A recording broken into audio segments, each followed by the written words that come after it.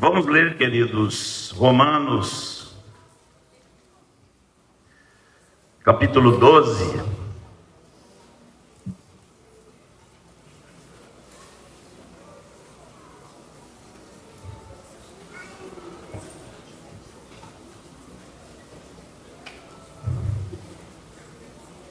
Romanos 12. A vontade que eu tinha era de ler Romanos inteiro, mas aí vai ficar mais complicado. Nós vamos ler só 2 versículos, mas temos que nos lembrar do que está escrito no restante de Romanos, tá? Podemos ler? Capítulo 12, versículo 1. Rogo-vos, pois, irmãos, pelas misericórdias de Deus, que apresenteis o vosso corpo por sacrifício vivo, santo e agradável a Deus, que é o vosso culto racional. E não vos conformeis com este século, mas transformai-vos pela renovação da vossa mente, para que experimenteis qual seja a boa, agradável e perfeita vontade de Deus. Felipe, vai orar? Nós já oramos pela palavra ou não?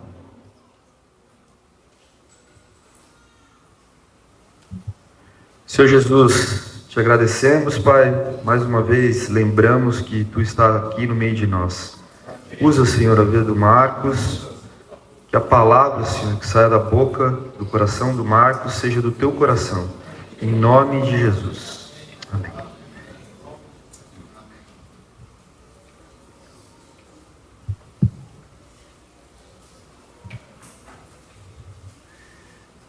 Eu gostaria de, junto com vocês, a gente examinar o melhor possível algumas das palavrinhas que estão aqui, tá?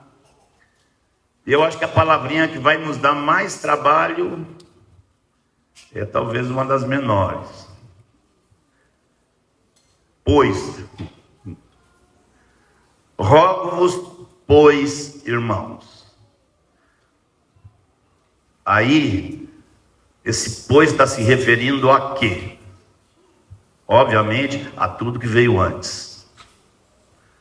Então vamos nos lembrar, buscar lembrar aqui de uma forma panorâmica, bem resumida, o que foi que Paulo disse até aqui. O que ele está pedindo, que nós, está rogando, que nós apresentemos nosso corpo em cima de tudo que ele falou antes. Vamos lembrar, irmãos, de algumas coisas fundamentais. E talvez você possa ter uma ideia bem clara quando você pensa no começo, ali no capítulo 1, e você vê onde chega, tanto no capítulo 8, como depois no capítulo 11. O começo da conversa, que Paulo disse que era o Evangelho, ele disse que queria explicar para eles, mais uma vez, o Evangelho. O começo da conversa não foi Jesus te ama. Nós vivemos numa geração que aprendeu que para pregar o Evangelho você pode começar assim: ó, Deus te ama. Os apóstolos nunca começaram nenhuma pregação deles assim, nem Jesus, nunca. Como é que nós vamos saber se Deus não está profundamente irritado e irado com a pessoa? Como nós vamos dizer? E na mente do povo, quando você diz Deus te ama, para eles é assim: pô, eu sou joia, Deus gosta de mim porque eu sou joia. Aí tem o evangelho que vem nas músicas, né? Valorize o que você, não sei o que, tem umas músicas assim, né? Valorize o que você tem, valorize o que você é. E aí os apóstolos nunca foram nessa direção. Na verdade começa assim: a ira de Deus se manifesta dos céus contra toda impiedade e perversão dos homens. Assim começa. Tinha ocorrido algo, vamos contextualizar um pouquinho historicamente. Não sei quantos de vocês lembram, não me lembro em que capítulo está, de Atos, não precisam procurar. Há um momento em que Paulo conhece Áquila e Priscila. E é porque eles eram judeus que moravam em Roma e tinham saído de Roma porque o imperador tinha expulsado todos os judeus de Roma. Ou seja, já tem 2000 anos acontecendo esse tipo de coisa. 2000 não. Já lá antes de Cristo, a Babilônia, os judeus já estavam sofrendo. E então, todos os irmãos na igreja, que eram de origem judaica, tiveram que deixar Roma. E ficaram muitos anos fora de Roma. E a igreja só tinha gentios, como nós. Só que a igreja foi tomando um certo tipo de orgulho em relação aos judeus. E a igreja começou a considerar que, assim, a igreja, Deus largou de mão os judeus e agora nós somos o povo de Deus e acabou. A teologia da substituição começa lá. Como se Deus tivesse rejeitado o povo de Israel. Agora o negócio de Deus é a igreja, e todas as promessas que Deus fez no Velho Testamento para os judeus são transferidas para a igreja, são espiritualizadas e transferidas para a igreja. Eu já ouvi muita pregação com promessas do Velho Testamento que foram feitas para a etnia judaica, que são espiritualizadas e usadas como se fosse para a igreja. Eu nunca vi ninguém usar as maldições. A igreja só herdou as bênçãos, as maldições deixa pra lá. Anos depois, Nero descobre, como geralmente acontece, o povo descobre que sem judeu as finanças não funcionam direito. Os caras, onde eles estão, e o sistema financeiro evolui. Então Nero diz: eu trago os judeus de volta. E quando eles voltam para Roma, eles encontram uma igreja muito avessa aos judeus. Muito assim: não, agora somos nós é que somos, e Abraão não tem nada a ver, não queremos mais saber de nada disso. E Paulo escreve essa carta para procurar tirar essa confusão que havia em Roma. E ele, o que ele faz? Ele começa mostrando como toda a raça humana está sob condenação. Não são os judeus, não são os gentios, somos todos nós. A ira de Deus se manifesta do céu contra toda impiedade. Depois ele sai argumentando com um judeu. Ele sai dizendo: se tu pensa que tu tem a lei e que tu é mestre dos outros, e você mesmo não cumpre a lei. E Paulo sai colocando gentios e judeus todos debaixo da condenação. Irmãos, às vezes a gente batiza gente que nunca ouviu disso, nunca sabe que no fundo havia uma ira de Deus sobre ele.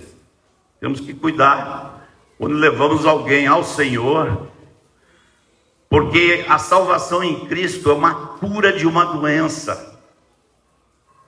E se o enfermo não entender a doença, ele não vai tomar esse remédio direito. Você vai receitar o remédio e ele vai desprezar o remédio. Quando chega no capítulo 4, Paulo começa a mostrar que já em Abraão estava o princípio de ser resgatado pela fé. Então todo o capítulo 4 é para mostrar como é que qualquer um, seja judeu, seja gentil, sai dessa enrascada. Quando chega no capítulo 5, Paulo está nos ensinando a ter grande alegria e gozo na justificação. Justificados, pois, mediante a fé, tenhamos paz com Deus. Eu não me esqueço do dia que pela primeira vez eu entendi isso. Que quando Jesus estava na cruz, Deus pegou os meus pecados e amputou. E imputou eles a Cristo. O que é imputar? Imputar é o contrário de amputar. Meus pecados foram colocados ali na cruz de Cristo, e Deus disse para o filho dele: está aqui a lista do Marcos, a lista agora é sua. E Deus declarou que diante dele, ele me vê como ele vê o filho dele. Isso é a justificação. Não temos conta para pagar, se realmente estamos em Cristo.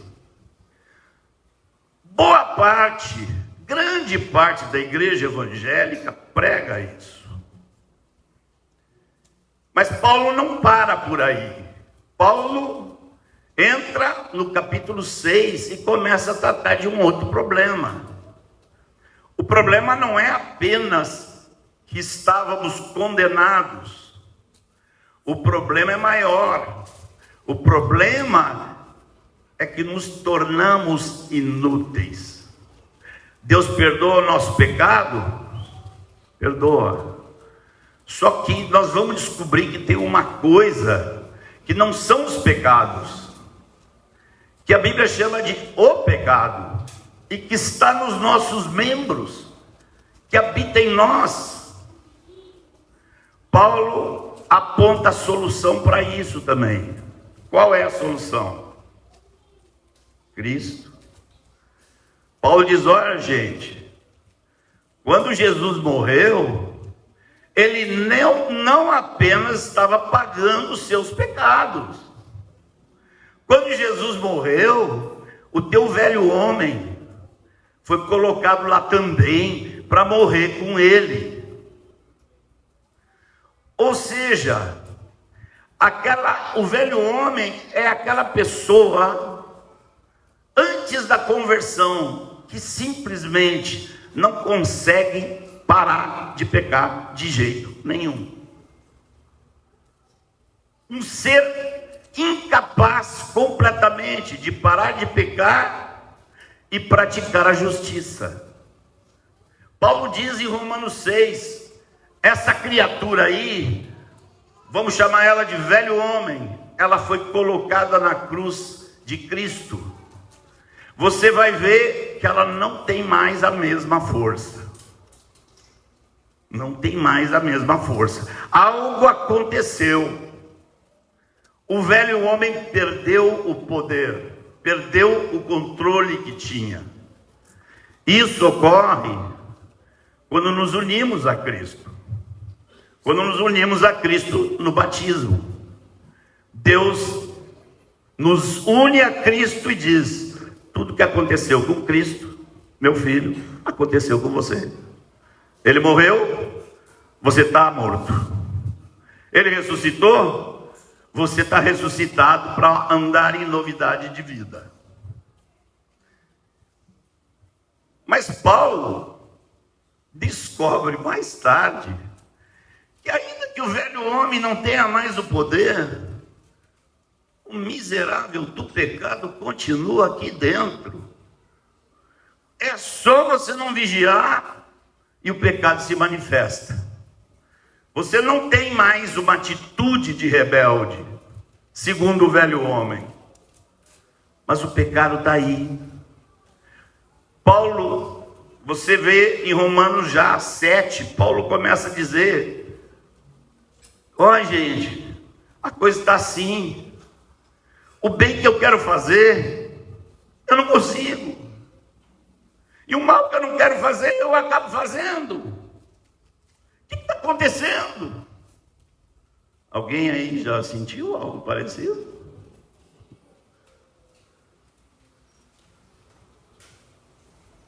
Mais uma vez, Paulo vai mostrar a solução. Não é apenas que nós morremos com Cristo. Não é apenas que o nosso velho homem foi crucificado, que a nossa dívida foi paga. É mais do que isso. Nós fomos unidos a Cristo. Cristo está em nós. E junto com Ele, eu custei para entender ali o início do capítulo 8 de Romanos, porque ele fala da lei do Espírito da vida, que está em Cristo Jesus, se libertou da lei do pecado e da morte. Quando Paulo está falando ali da lei do pecado, lembrem, ele não está falando da lei de Deus. Nós usamos a palavra lei com vários sentidos, não é? Nós temos as leis estabelecidas pelo judiciário, infelizmente é pelo judiciário. Temos as leis estabelecidas pelo legislativo, pelo menos a Constituição diz que deveria ser. Mas existem outras leis que não são mandamentos. A lei da gravidade. A lei da gravidade é uma realidade inexorável. É uma realidade da qual você não foge. O que vai acontecer se eu largar essa garrafa? Alguém aqui aposta 1 centavo de que a garrafa não vai cair? Por que você sabe que vai cair a garrafa? Da onde vocês tiraram isso? É que a vida toda vocês viram isso acontecer, vocês descobriram que existe uma lei. Viu?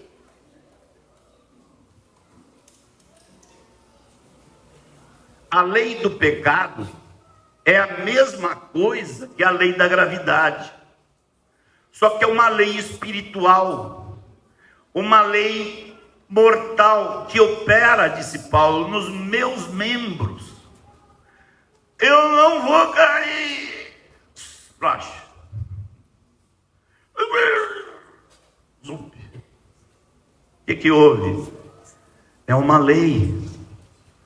E como é que sai dessa? Paulo, quando eu pensei que já estava com tudo garantido, você me veio com mais essa. Não, eu que venho, olha, sua vida é assim, eu sei que é assim. Cadê a solução disso? A lei do pecado nos leva para baixo. Igual a lei da gravidade sempre nos puxa para baixo. Só que a lei da gravidade não atrai os pássaros? O que você acha? O passarinho está voando. A lei da gravidade está atuando nele ou não? Com certeza. Ele voa porque existe outra lei. Existe, por exemplo, a lei da aerodinâmica. Está nas asas do pássaro. Essa lei é mais forte que a lei da gravidade. Então, é só você tem certeza que a lei da gravidade opera no pássaro se você der um tiro nele. Dá um tiro no coitadinho, as asas fecham e a lei da gravidade estava todo o tempo operando nele. Mas a lei da aerodinâmica nas asinhas dele, estava levando ele a voar. E Deus aplica isso à nossa vida espiritual. O que Paulo diz no começo do capítulo 8 é: a lei do Espírito da vida que está em Cristo Jesus nos libertou da lei do pecado. Ou seja, quando Jesus é colocado na sua vida, você tem Jesus? Bate assim.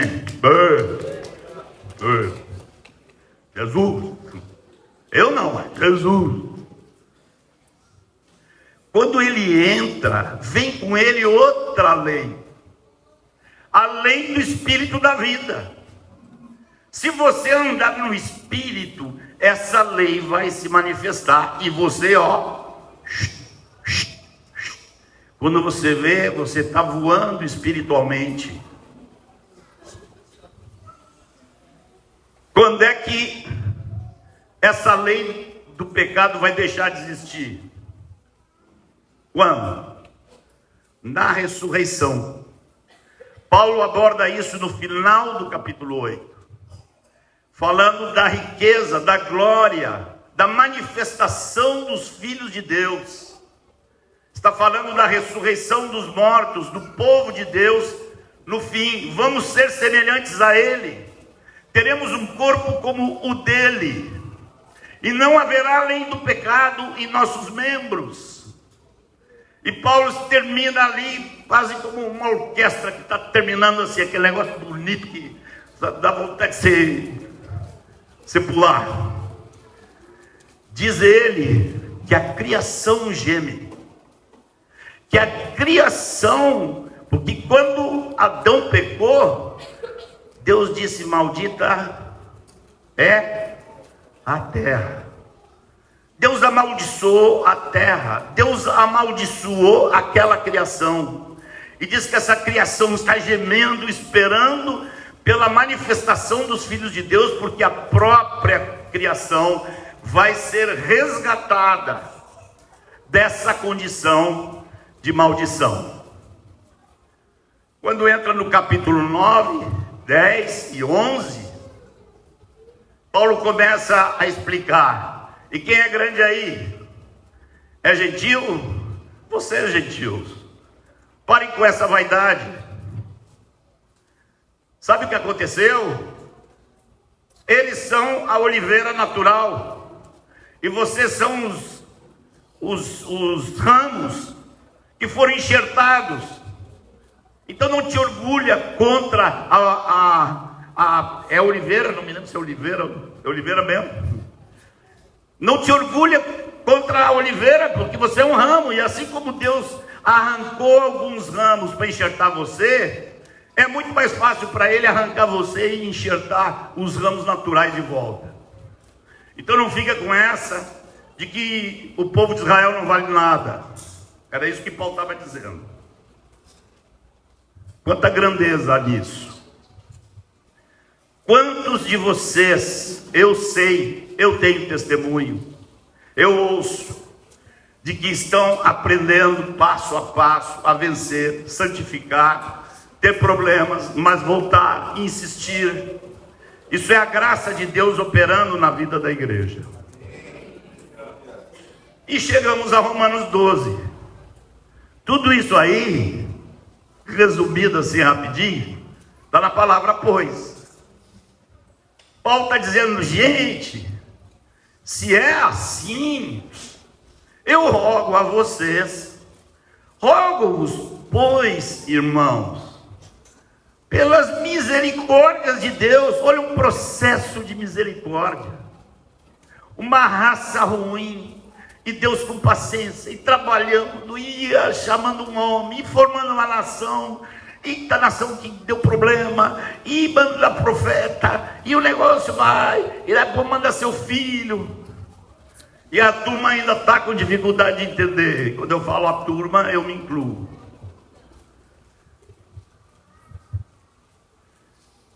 Rogo-vos, pois, irmãos, pelas misericórdias de Deus, que entregueis a Deus os vossos corações.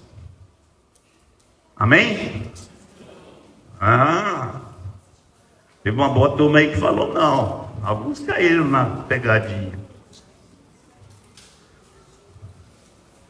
Essa é a pregação do Evangelho fofo. Dá teu coração. Irmão, se Deus estiver te pedindo teu coração, você não está convertido ainda. Nosso coração se rende a Cristo no dia que nós nos arrependemos. E Deus lá anda atrás de nosso coração. Deus não está pedindo seu coração, não. Nós cantamos hoje aqui. O último cântico que nós cantamos. Deus diz assim: cadê seu corpo? O coração já é meu, agora eu quero o corpo. Me ofereça o seu corpo como sacrifício vivo. É meu, mas eu quero que você ofereça. Você sabe qual é a grande diferença entre os sacrifícios em Israel no Velho Testamento e os sacrifícios no Novo Testamento? Você sabe? É uma diferença simples demais. No Velho Testamento era morto, matava o animal e depois jogava no altar e queimava. E Deus está dizendo: eu não quero saber disso. Eu quero o seguinte: sacrifício vivo. O grande problema é que o bicho morto lá no Velho Testamento, quando o altar esquentava, ele não tinha o que fazer, ficava ali torrando. Mas o sacrifício vivo, ele pode estar quente, e foge do altar. Essa é a diferença. E Deus está dizendo: não faça isso. Como foi o estribilho da última canção que cantamos? Coroamos, depois?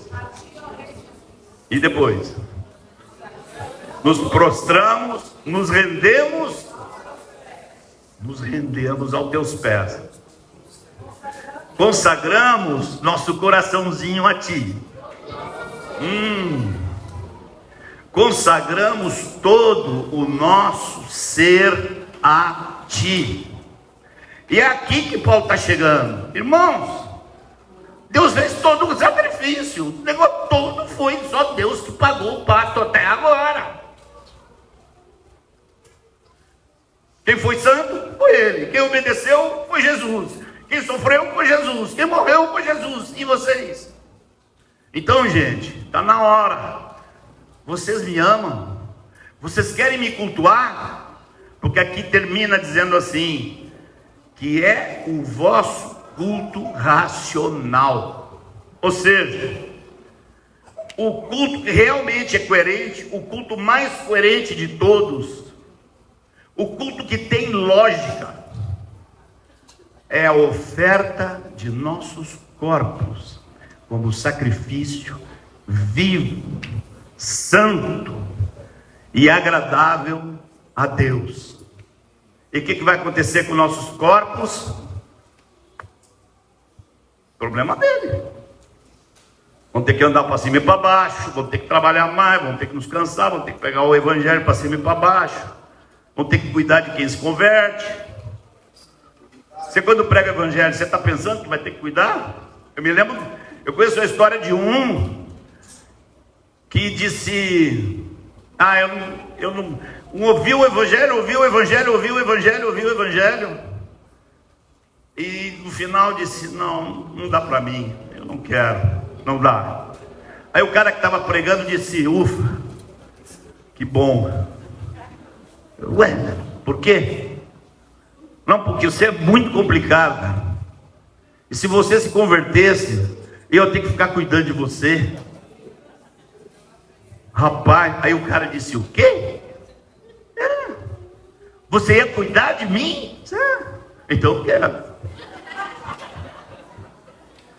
Ai. E o outro sabia. E agora meu corpo vai sofrer mais. Rogo-vos, pois, irmãos, pelas misericórdias de Deus, por tudo aquilo que Deus fez, que ofereçais os vossos corpos como um sacrifício vivo, diário, outro dia de novo, e mais um dia, e de novo, e mais uma semana, e mais um mês, até que Jesus venha. Quem diz amém? Amém. Quem é que vai fugir correndo do altar quando esquentar?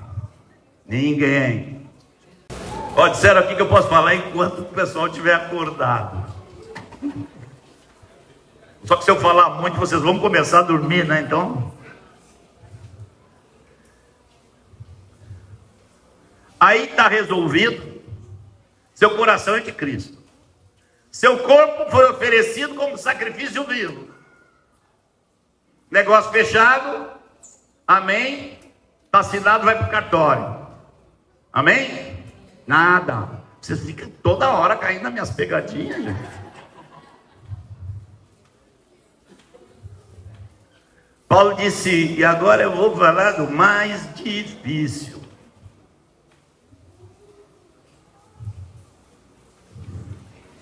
A guerra, no fim das contas, é pela sua cabeça. É a guerra social, é a guerra educacional, é a guerra espiritual. É pela sua cabeça. Seu coração é de Deus. Seu corpo diz, se disser eu quero te servir, vou viver para te servir. Amém, aleluia. Está acabado? Não, está começando. E não vos conformeis com este século. A palavra aqui no original, ela significa não tomem a forma deste mundo.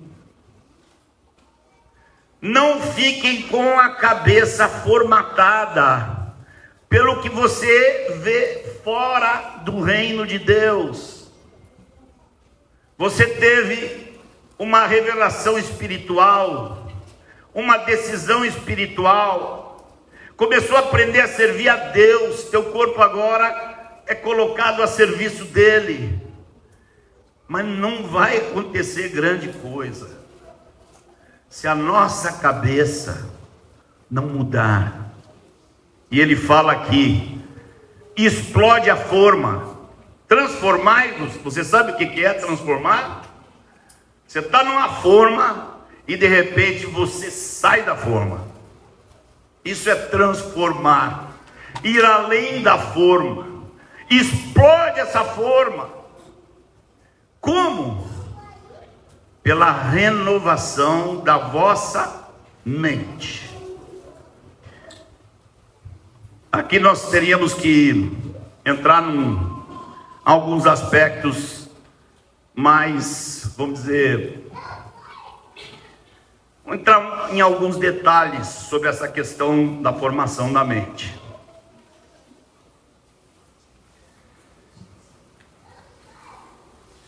É o que nós temos na cabeça. É o que realmente nos faz a cabeça. É as escrituras mesmo. A nossa mente está sendo sacudida pelas escrituras, ou nós temos um bocado de pensamento que não são de Deus. Eu vou dizer para vocês, não há na história época pior do que essa em que vivemos. Porque tudo aquilo que é o pensamento desse século está a 1 centímetro do seu dedo. Ó, e ó, como é que é?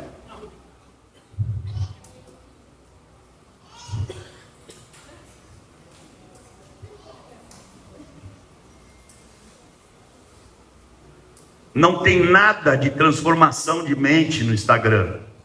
Ufas. Só tem este século, esse século. É claro que tem alguns que estão usando o Instagram como ferramenta de trabalho. Isso sim é bom. Esse livrinho que eu trouxe de presente, como é o nome do menino lá de É Lucas, né? É porque ele me fez uma pergunta ontem, que eu disse assim, boa, eu trouxe um livrinho que fala desse tema, vou dar para você. A gente tem ouvido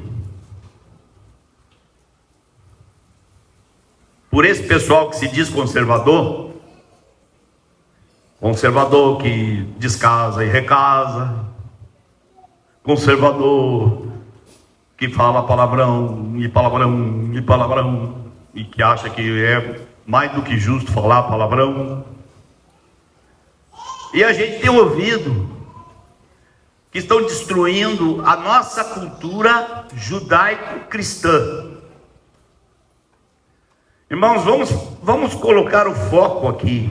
Vamos procurar entender como é que é a nossa mente, formada por esse século. América do Sul, América do Norte, Europa, são continentes que não têm um mínimo de cultura judaico nenhuma. É uma cultura greco-cristã. A Bíblia, todos os autores aqui, exceto o doutor Lucas, todos foram judeus. A Bíblia está repleta do pensamento hebraico, que tem a ver com a formação daquele povo dada por Deus. Mas no ano 400, mais ou menos, a filosofia grega entrou dentro da igreja. E o Ocidente não tem nada de cultura judaico-cristã. E eu posso provar para os irmãos. Arquitetura. Você vai à Europa. Na Europa está mais perto da Grécia. Você vai aos Estados Unidos. A Casa Branca é um edifício grego. Casas de ricos, grandes ricos nos Estados Unidos, que tem mansões, tem 4 colunas. Arquitetura grega, completamente. Um negócio estúpido. Não combina uma coisa com a outra. Política. Cadê a cultura judaica na política no Brasil? O que nós estamos lutando aqui? Estamos apavorados porque estamos perdendo a democracia. Winston Churchill dizia que a democracia é o pior sistema de governo que tem, exceto todos os outros.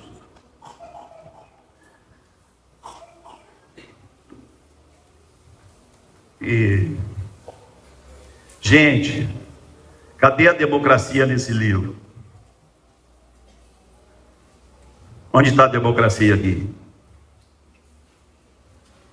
Você não se dá conta que nós somos todos monarquistas e estamos esperando o rei? O que tem de democracia? Democracia vem da Grécia. Você não vê um pingo de democracia no Velho e no Novo Testamento. Cultura judaico-cristã. Vamos a um outro ponto. Onde é que estão os esportes e o culto ao corpo em Israel? Cadê? Onde estão em Israel as estátuas? Não foi carne nem sangue que te revelou. Obrigado, querido.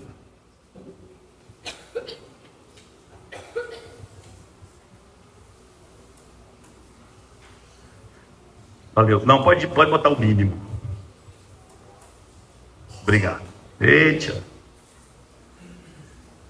Onde estão em Israel as esculturas de homens nus, supermusculosos, bonitões? Cadê? Onde está o culto ao corpo, que é tão forte nos nossos dias? Onde está isso em Israel, na cultura judaica? Isso é Grécia, gente. A Bíblia não é uma Bíblia de filosofia grega. Os esportes. Cadê o lugar de ginásio de esportes em Jerusalém? Onde está? Quando foi que construíram? Davi saiu construindo o ginásio de esportes. De onde veio toda esse frenesi com os esportes? E o pior, irmãos, o mais forte da cultura grega que existe na nossa cultura se chama entretenimento. Para o grego, trabalhar era coisa muito ruim. 2/3 da população grega era de escravos. Para quê? Para que tivesse 1/3 que não precisasse trabalhar. Porque o trabalho é uma coisa muito ruim. Eu fui falar sobre isso com uns discipuladores em Salvador, tem uns 6, 7 anos, e cheguei e perguntei assim, eu não quis fazer essa pegadinha com vocês hoje. Perguntei, quantos de vocês aqui gostam de trabalhar? De cerca de 600, 700 irmãos, 25 levantaram a mão. Cultura grega, irmãos. Nós vivemos numa cultura onde o trabalho é aquele negócio que você sofre de segunda a sexta para você viver no sábado e domingo. Essa é a cultura. Nós não entendemos que qualquer trabalho que façamos, se o fazemos no Espírito de Cristo, é um trabalho feito para Deus, ao Senhor. Um motorista de Uber pode estar mais agradável a Deus do que um missionário, se esse motorista está fazendo o seu trabalho no Espírito de Cristo. Ora, gente, Jesus, uma das suas promessas para os fiéis foi mais trabalho. Muito bom. Servo bom e fiel. Foste fiel no pouco, vou te colocar sobre o muito. Você vai cuidar 20 cidades. Trabalho. Jesus disse, meu pai trabalha até agora. O trabalho não surgiu na queda. O trabalho é de antes da queda. A condenação da queda é um trabalho difícil, porque a terra vai ter cardos, vai ter abrolhos, vai ter pragas. Maldita é a terra. Mas não é o trabalho que é ruim, o trabalho é bênção de Deus. E abençoados são aqueles que estão com energia para trabalhar e têm onde trabalhar. Eles devem estar ali com gozo. O judeu parava um dia, e não era para ver seriado de TV. O judeu parava um dia para descansar e adorar o Senhor. Eu penso que a maior dificuldade que a igreja tem hoje com relação a essa palavra de Paulo, eu penso que é o entretenimento. O entretenimento vai crescendo, vai crescendo. Eu, quando descobri, eu nem sabia, final do ano, agora no carnaval desse ano, que me disseram que no Instagram tem um negócio que você faz assim, é um videozinho atrás do outro. Eu digo, tá bom, talvez tenha uns vídeos aqui que é útil para mim aqui, mas não, tem gente que fica 2 horas, 3 horas assim. O entretenimento, queridos, é uma barreira para o desenvolvimento da transformação da nossa mente. Muito mais porque o nosso entretenimento de hoje está abarrotado de idolatria. Idolatria. Posso fazer um desafio para vocês aqui? Para pegar? Pegar bravos, hein? Posso? Ó. Ó. Tem certeza? No ano de 22, foi 22 que foi a Copa do Mundo, não foi? Foi do 22? Nós estamos em 24. Foi em 2022. Eu estava tão invocado com esse negócio. Irmão me diz assim: Marcos, não dá para ir num churrasco com os irmãos. Saíram da reunião, ninguém conversa sobre o que aconteceu na reunião. Chega lá, vai comer o churrasco, é Flamengo, que o outro, Palmeiras, que não sei quem, que o outro, e depois aquela televisão, todo mundo ali, aí o time perde, sai todo mundo, né?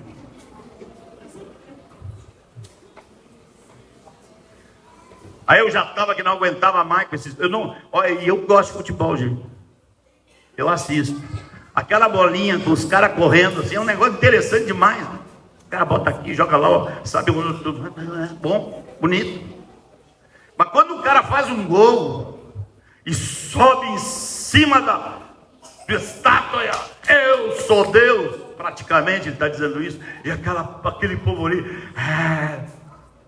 uma idolatria absurda. Aí, posso?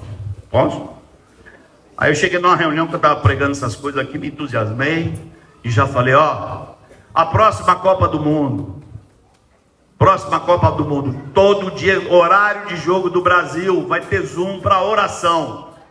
Eu estou convocando, vou botar o Brasil inteiro, quem quiser vir, venha. Antes de começar o jogo, nós já estamos lá, ó. Vamos orar. Bota um tapa-ouvido para não ouvir se tem foguete e tal, e tira o tapa-ouvido para... Não dá para botar o tapa-ouvido se tem ouvir a oração dos irmãos, né? Aí foi até o dia que o Brasil foi desclassificado. Eu nem sei que time que desclassificou o Brasil. Eu só disse, glória a Deus, pega esse negócio. Transformai-vos, saiam da forma, pela renovação da vossa mente. Eu não estou falando que entretenimento é pecado. Às vezes o meu trabalho, a minha intensidade me ocupa tanto a cabeça, que eu pego assim, vou no computador assim, boto um jogo de paciência, boto alguém lá falando alguma coisa interessante e fico jogando paciência assim, para ver se desliga a cabeça. Aquilo ali vai me acalmando a cabeça. Se é que alguém acredita que um dia eu posso ter a cabeça calma?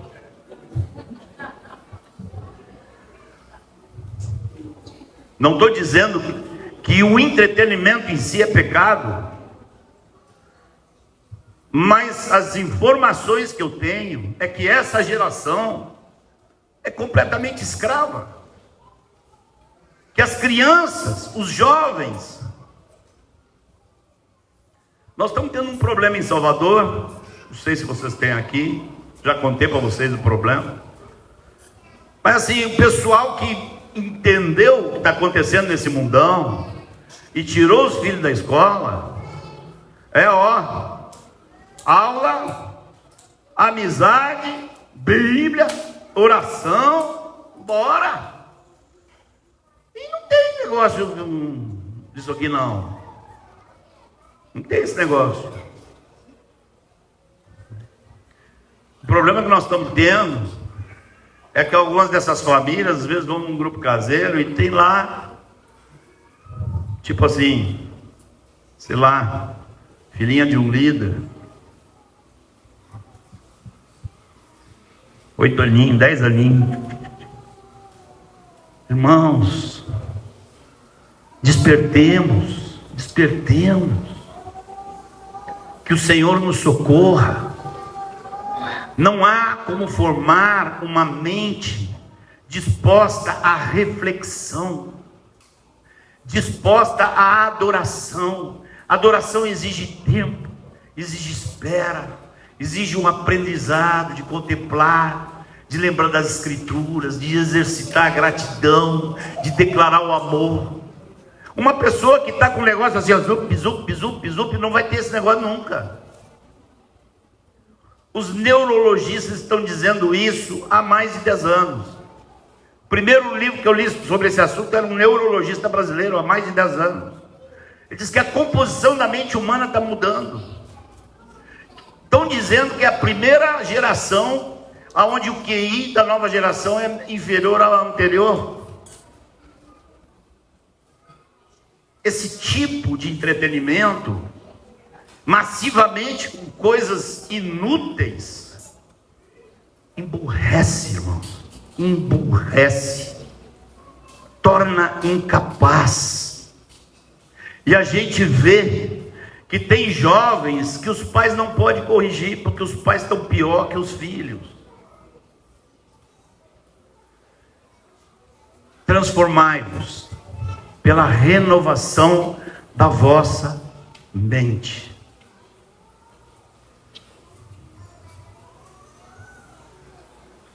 Está vendo aqui? Esse é o entretenimento. Mais doce que o mel. Comunica a vida. Você não sabe o que está acontecendo, e aquele milagre, quando você vê, você se sente um anjo. Eu virei anjo. Você está todo tomado, está escrito, aquele negócio vai entrando. Irmão, não tem nada melhor que isso.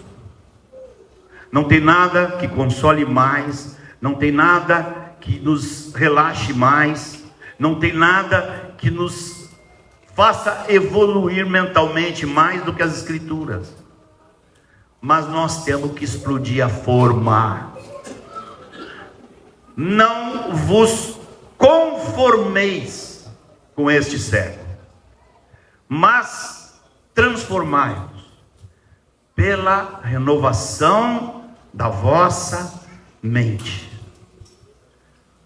Nós, disse Paulo, porém, temos a mente de Cristo. Você consegue imaginar Jesus como um boboca assim?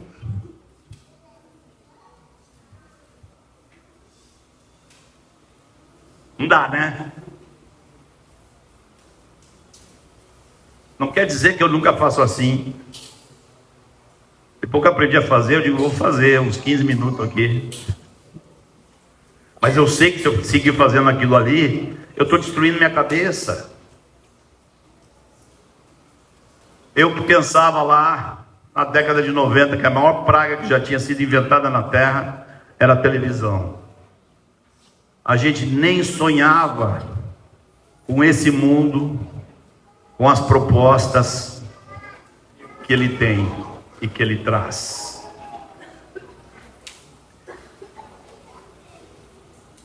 Senhor,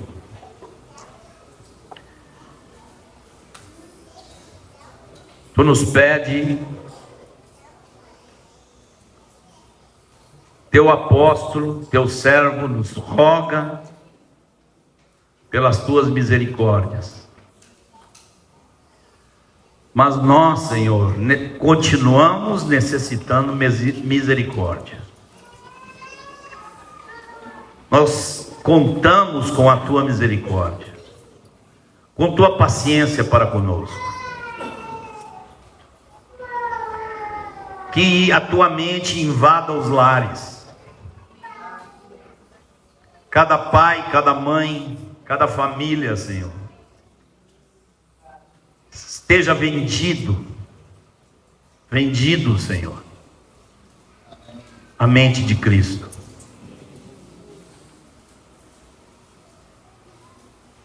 Abençoa meus irmãos queridos.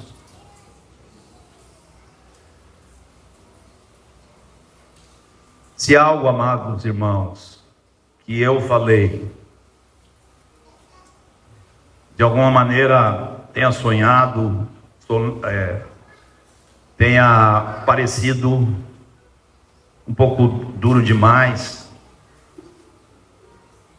e me perdoem, mas eu sei, diante de Cristo, que eu estou falando forte essas coisas, porque Ele ama vocês, e eu amo vocês. Recebamos a presente exortação que Deus não está dando a vocês, está dando à igreja toda. Tenho conversado sobre isso com vários companheiros. Muitos dizem: precisamos avançar, precisamos despertar melhor a igreja. Uma criança não sabe controlar isso, não sabe, não tem como. A única saída é que ela não tem acesso, que ela não tem acesso à tecnologia.